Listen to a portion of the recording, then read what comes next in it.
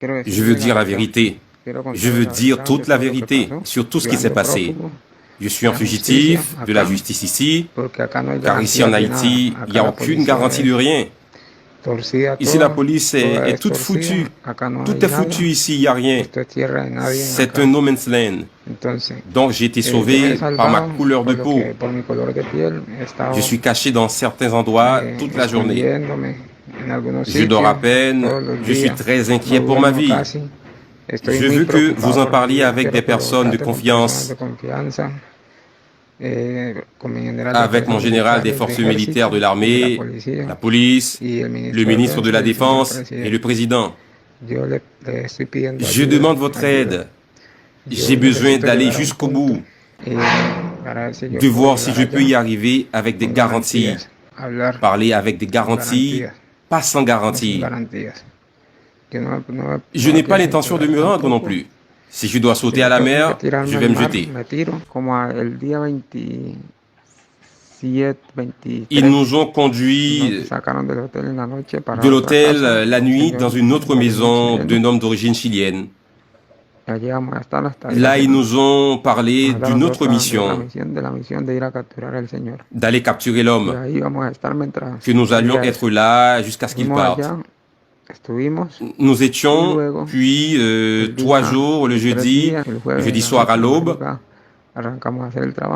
nous avons commencé à faire le travail.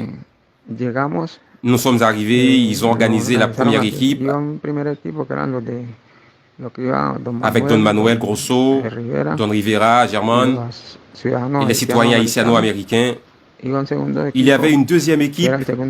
Dans la deuxième équipe, nous allions entrer dans la pièce et dans la troisième voiture, il y avait mon équipe. La deuxième équipe était dans la deuxième voiture. Leur mission était de neutraliser les policiers. James Solage est arrivé et a commencé avec un mégaphone pour parler de l'opération de la DEA. Nous avons commencé à entrer. M. Blanquisset est arrivé à la porte. Le sergent Edwin Blanquisset, il a grimpé une échelle à travers le portail, mais la porte avait été laissée ouverte parce qu'il y avait des gens de la sécurité du président qui étaient désorganisés. Ils étaient désorganisés là. Eh bien, il y avait des rafales de mitrailleuses. À l'intérieur, nous avons fait quelques coups de feu aussi. Nous avons franchi la porte parce que la porte était ouverte. Nous sommes entrés. Quand nous sommes entrés, ceux qui tiraient avec la mitrailleuse ont grimpé sur un mur et se sont enfuis. Je suis resté en cherchant une chambre au premier étage. Quand nous sommes montés à gauche, il y avait une grande pièce, un vestiaire, avec un dressing à droite. Il y avait une pièce avec des vêtements et j'ai pris la pièce à gauche. J'ai appelé le groupe et j'ai dit, bien sûr, on va vérifier. Comme l'homme n'était pas là. Alors, nous sommes allés vérifier une autre pièce. Il n'y avait rien là-bas. Il y avait une salle de bain, il n'y avait rien là-bas. Nous sommes revenus dans l'autre pièce. Le président était dans l'autre pièce principale.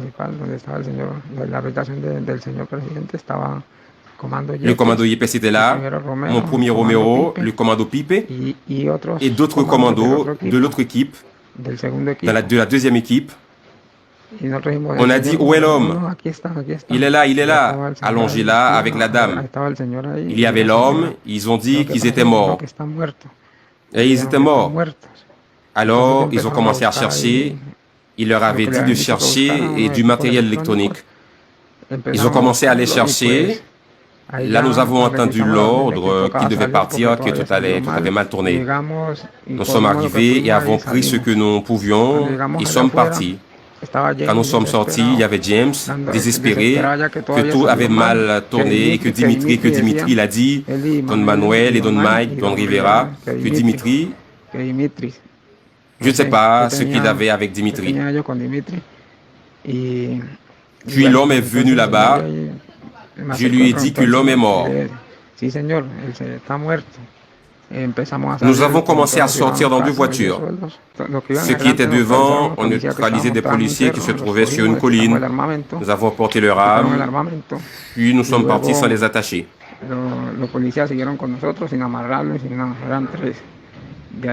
Au bout d'un moment, une autre patrouille est arrivée. Les hommes sont arrivés, rien ne s'est passé. Puis ils sont partis et nous avons continué à nous déplacer. Quand nous arrivions près du Grand Parc, il y avait un barrage de la police qui était là. De là, deux voitures nous ont dépassés et ils ne nous ont pas laissé passer. M. James et M. Blanco ont commencé à dire qu'ils étaient de la DEA. Ils nous ont bloqués là. Ils sont restés dans cette position toute la journée. Ils ont appelé tout le monde, un certain Arcangel, M. Antonio, Tony. Ils ont appelé beaucoup d'autres personnes pour les sortir de là et rien.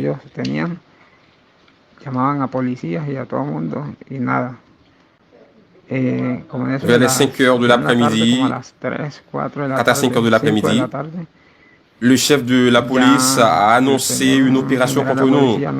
Ils avaient des francs-tireurs placés d'en haut. Nous étions dans une maison fermée à clé. Derrière nous, il y avait des escaliers, ils montaient, mais il y avait un mur pour pouvoir sauter. Et à peine que l'un d'entre nous a bougé, bam, ils nous ont tiré dessus. Ils ont tout endommagé, les fenêtres de la maison, en nous tirant dessus. Ils ne nous laissaient pas respirer. Ils ne nous ont jamais dit de nous rendre. Maintenant, oui, les autres policiers sont venus avec tout pour nous massacrer. Mais ce n'était pas le cas dans la maison du président. Ils nous ont massacrés. Ils nous ont massacrés. Dans la maison, ils ont tué M. Romero avec une grenade à main. Ils le lançaient sur lui. Elle est tombée sur lui, il est mort. Ils ont également blessé M. Manuel. L'homme a été laissé là. Il a dit, partez les gars. M. Rivera est sorti avec 2 autres commandos. Tandis qu'il se déplaçait avec les commandos, nous avons dit avec lui. L'ASR a dit non, on ne peut pas se rendre. On est monté dans les escaliers et nous avons subi d'autres tirs. Moi, je me suis jeté dans un trou, je me suis couvert avec un carton. Je suis resté couvert là jusqu'à ce qu'il fasse nuit. Je pouvais à peine bouger parce qu'ils avaient continué à tirer et à tirer. Si je bougeais, ils m'auraient tué. Et M. Manuel nous a dit, ne tirez pas sur les policiers, car les choses se compliqueront pour nous si nous tuons un policier. On n'a jamais tiré. On les a épargnés. Ils ne nous ont pas épargnés. Ils nous ont criblés. Nous étions à court de munitions et les coups que nous tirions étaient juste en l'air ou sur les murs. Quand je suis parti, il était 7 à 8 heures. Il faisait noir. Je suis sorti en douceur. J'ai remonté un ravin, pas les escaliers, j'ai remonté un ravin. J'ai enlevé mon gilet, je suis allé me coucher un moment. Et c'est là que j'ai entendu un cri de Manuel qui voulait de l'aide. Quand boum, les messieurs qui étaient sur la route ont bougé. Ils sont montés boum et ils lui ont tiré dessus. Ils l'ont tué. Ils n'ont pas épargné. Et bon, je suis resté seul. J'étais le dernier. J'ai été seul. J'ai escaladé le mur. Je me suis jeté sur la route. J'ai pris la main gauche. Je suis passé par là jusqu'à un trou pour me reposer. Genre 8 heures du soir, je suis parti. Je suis retourné du côté droit. Et rien. De ce côté, la police est très proche et rien. Ils m'ont presque rattrapé. Je suis revenu encore à ce point où je me cachais avant. Je suis entré et là à 5 heures du matin, je suis allé à l'autoroute. Je suis resté là aéré, tournant sur cette route jusqu'à 6h30. Un homme est passé à moto avec un homme chauve. J'ai mis ma main sur lui. Ils m'ont fait monter. Je suis passé près du barrage. Ils ne m'ont pas reconnu. Je me suis mis à marcher. J'ai rencontré un homme qui parle espagnol, un Américain, et je lui ai dit de m'aider. Aidez-moi, ils vont me tuer. Emmenez-moi où vous voyez que c'est sûr. Il m'a emmené là-bas, dans une maison, où il y avait une dame. La dame m'a protégé là-bas. Parfois, je dois parcourir dans les montagnes la nuit, et je sors de la maison, mais j'ai été là, à l'abri. Donc j'ai besoin d'aide et c'est urgent, très urgent. Ma vie est en danger ici. Je ne vais pas me rendre. Non, je ne vais pas me jeter à la mer. Je ne sais pas, Mais je ne me rends pas dans ce pays sans garantie. Ils nous ont tous trompés, qui sont venus de Colombie. Nous avons été trompés, on nous a rassemblés comme des enfants à qui on donnait des bonbons.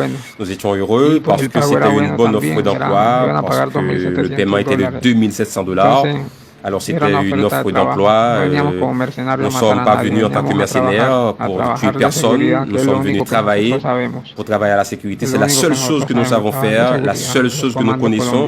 Et la sécurité, nous les commandos colombiens. Ils ont capturé nos compagnons, ils n'ont rien rendu.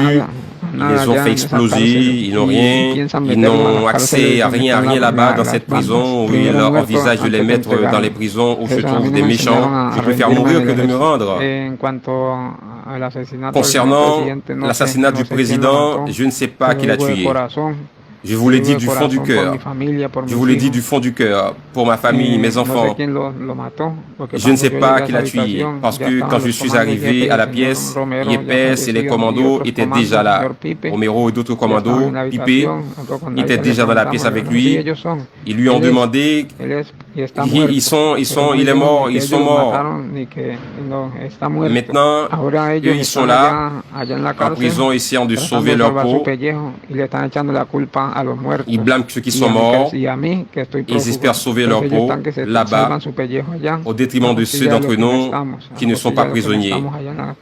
Voilà, nous attendons interview ça que Mario Palacios, ancien militaire colombien qui était présent, la caille Jovenel qui était même entré dans la chambre dans soirée assassinat, nous tendeli, monsieur, version pâle. Les interview ça, yon média dans le pays de la Colombie qui est les Semana. Restez branchés, à très bientôt.